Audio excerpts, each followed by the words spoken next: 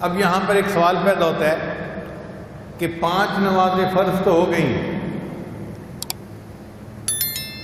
3 کیوں نہ ہوئی، 5 کیوں نہ ہوئی، 7 کیوں نہ ہوئی، 5 کے علاوہ کچھ ہوتی؟ علماء نے اس کو بھی جواب دیا ہے۔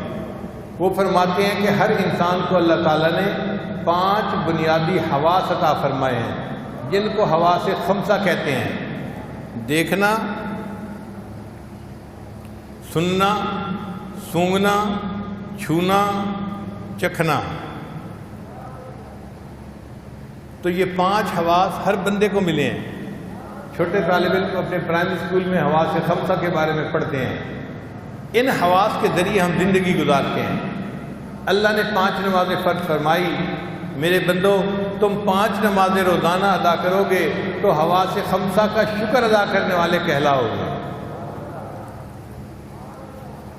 بعض علماء نے اس کا جواب یہ دیا کہ 5 بنیادی ضروریات ہیں، ہر بندے کو چاہیے: کھانا، پینا، لباس، مکان، بیوی۔ یہ 5 بنیادی ضرورت ہوتی ہے، ہر بندے کو زندگی گزارنے کے لیے ان 5 نعمتوں کی ضرورت ہے۔ تو اللہ نے 5 نمازیں فرض ادا کی، جو 5 نمازیں پڑھے گا وہ ان 5 نعمتوں کا شکر ادا کرنے والا بندہ بن جائے گا۔ اور بعض علماء نے اس کا جواب اور خوبصورت دیا، وہ فرماتے ہیں کہ 5 ایسی مصیبتیں ہیں جو ہر بندے پر آنی ہیں، نیک ہو یا بد ہو، ولی ہو یا نبی ہو، ہر ایک کے اوپر وہ مصیبتیں آنی ہیں۔ ان مصیبتوں میں سے بندے کو گزرنا پڑے گا۔ وہ کون سی 5 مصیبتیں ہیں؟ موت، قبر، حشر، پل صراط اور میزان۔ یہ 5 ایسے کیفیات ہیں، ان میں سے ہر بندے کو گزرنا پڑے گا۔ تو اللہ نے 5 نمازیں فرض فرمائی، میرے بندوں تم 5 نمازیں پڑھو گے، میں تمہارے لیے ان 5 مصیبتوں سے نکلنا آسان کر دوں گا۔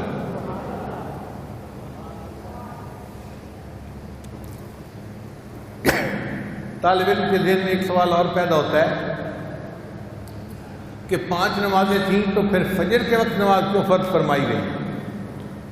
علماء نے اس کا جواب دیا، ایک حکمت تو یہ کہ اللہ نے فرمایا میرے بندے تو دن کی ابتدا میری یاد سے کر، میری عبادت سے کر، میں سارا دن تیرے کاموں میں تیری مدد کروں گا۔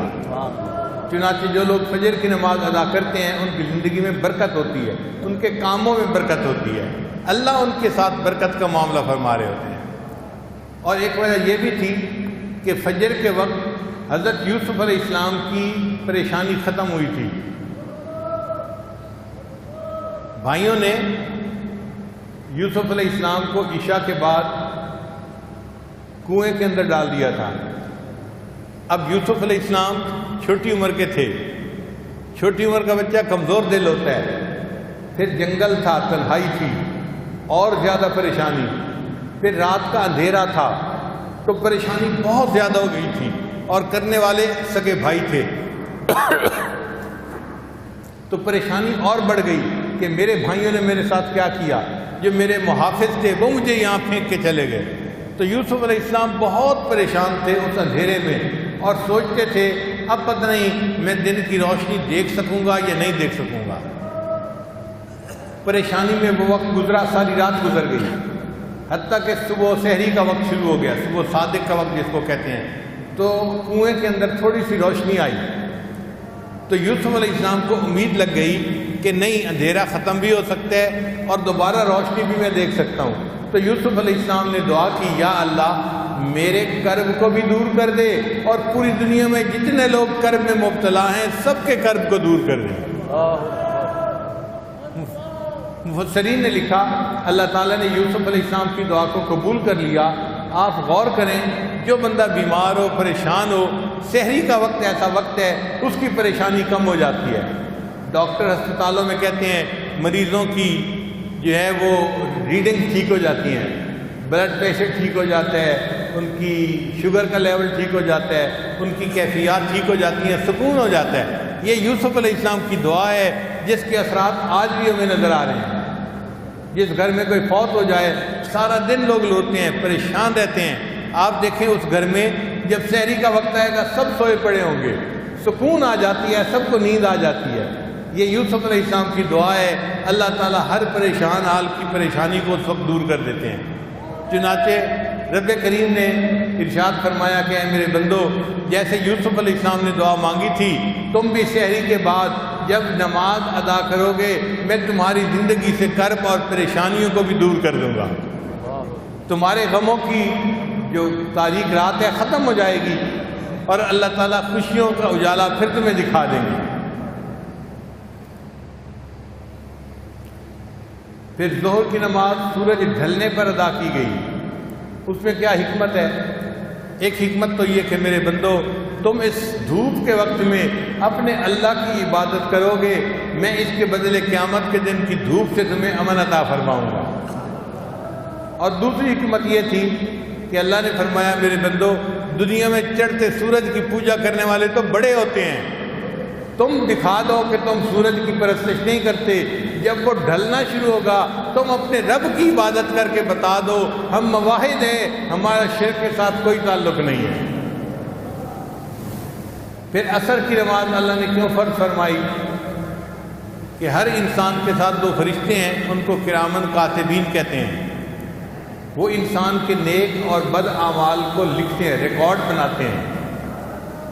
وہ صبح کے وقت آتے ہیں اور عصر تک ان کی ڈیوٹی ہوتی ہے، 12 گھنٹے کی سمجھ لیں، اور پھر عصر کے وقت دوسرے فرشتے بھی آ جاتے ہیں، تو ڈے شفٹ ختم ہو گئی اور نائٹ شفٹ شروع ہو گئی، پھر دوسرے فرشتے ساری رات رہتے ہیں اگلے دن فجر تک۔ تو عصر کا وقت وہ وقت ہے جس وقت چاروں فرشتے ایک وقت میں اکٹھے ہوتے ہیں۔ اللہ نے نماز فرض فرمائی، میرے بندو تم عصر کی نماز ادا کرو گے، تمہاری نماز پڑھنے پر زیادہ فرشتے گواہی دیں گے، میرے لیے تمہیں بخش دینا آسان ہو جائے گا۔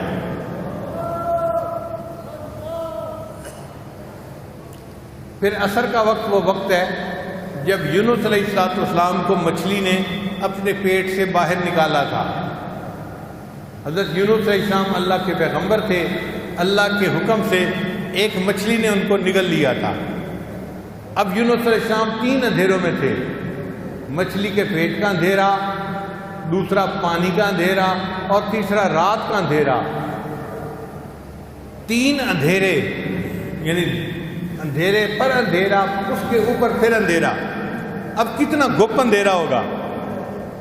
تو یونس علیہ السلام کو وہاں سے نکلنے کی کوئی صورت نظر نہیں آتی تھی، کوئی مخرج نظر نہیں آتا تھا کہ میں مچھلی کے پیٹ سے کیسے نکلوں گا۔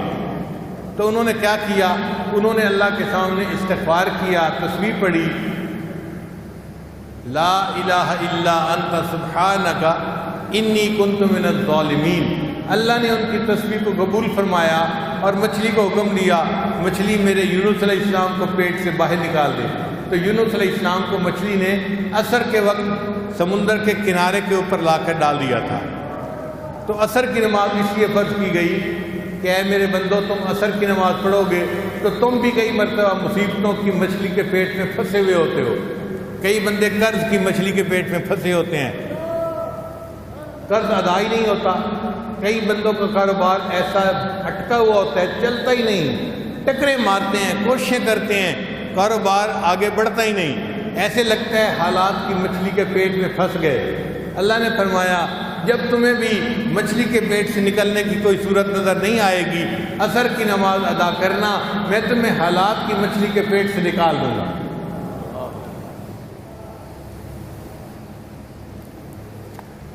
پھر مغرب کی نماز اللہ نے اس لیے فرض فرمائی، اس میں حکمت علماء نے لکھی کہ اے میرے بندے تم نے سارا دن گزارا، کاروبار کیا، لوگوں سے ملے جلے، تم سے آنکھ نے خطا کی، زبان نے خطا کی، غیبت ہوئی، جھوٹ بولے، بہت سارے گناہ ہو گئے۔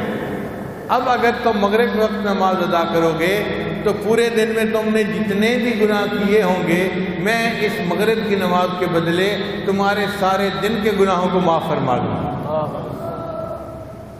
اس لیے مغرب کی نماز کے وقت انسان پورے دن کے گناہوں سے گویا توبہ طائب ہو جاتا ہے۔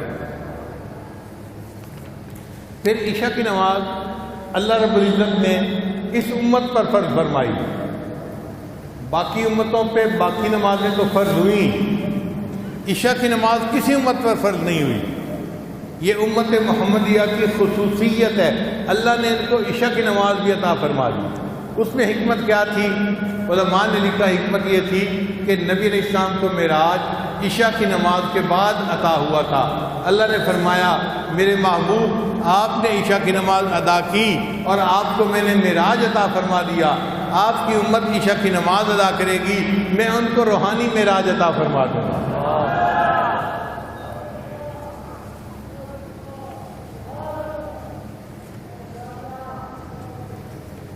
طالب علم کے ذہن میں ایک سوال اور پیدا ہوتا ہے کہ نماز کی رکعتیں 2 ہیں، 3 ہیں یا 4 ہیں؟ ایسا کیوں ہے؟ رکعت 1 ہوتی، 6 ہوتی، 7 ہوتی، اور کوئی تعداد ہوتی، آخر 2، 3 اور 4۔ فجر کی فرض نماز 2 رکعت، مغرب کی 3 رکعت اور عشاء کی 4 رکعت فرض جو ہے، آخر یہ 2، 3، 4 رکعتوں میں کیا حکمت ہے؟ علماء نے اس کا جواب دیا کہ اللہ رب العزت نے قرآن مجید میں اپنے فرشتوں کا تذکرہ کیا، فرمایا جاعل الملائکۃ رسلا اولی اجنحۃ مثنی و ثلاث و رباع۔ اللہ نے فرشتوں کو پیدا کیا اور ان کو پرواز کے لیے اللہ نے 2 پر عطا فرمائے، 3 پر عطا فرمائے، 4 پر عطا فرمائے۔ فرمایا میرے بندو تم 3 یا 4 رکعتیں ادا کرو گے تو میں بھی تمہیں روحانی پرواز اسی طرح عطا کروں گا جس طرح میں فرشتوں کو عطا فرماتا ہوں۔ طالب علم کے ذہن میں ایک سوال اور پیدا ہوتا ہے کہ آخر یہ 17 رکعتیں فرض کیوں ہیں؟ فرض اور واجب ملا کر دیکھیں، 2 رکعت فجر، 4 رکعت ظہر 6، 4 رکعت عصر 10، 3 رکعت مغرب 13 اور 4 رکعت عشاء، تو کتنی رکعتیں ہو گئیں؟ تو 17 رکعتیں فرض کیوں ہیں بھائی؟ علماء نے اس کا جواب دیا کہ نبی علیہ السلام جب معراج پر تشریف لے گئے تھے تو اللہ تعالیٰ نے ان کو 17 چیزوں کا دیدار عطا کیا تھا، 8 جنتیں، 7 آسمان، تو 8 اور 7 کتنے ہو گئے؟ 8 اور 7 15، اور عرش اور کرسی، تو کل کتنے ہو گئے؟ 17 چیزیں۔ اللہ تعالیٰ نے اپنے محبوب ہم کو 17 چیزوں دکھائی تھیں، ان کے راز کھولے تھے۔ میرے بندو تم 17 رکعتیں ادا کرو گے، میں تمہارے اوپر روحانیت کی دنیا میں ان چیزوں کے اسرار و رموز کو کھول دوں گا۔ ویڈیو کے نیچے سبسکرائب کے بٹن پہ کلک کریں، بیل کے آئیکن پہ کلک کیجئے تاکہ ہر نئی ویڈیو کی نوٹیفیکیشن آپ کو مل جائے۔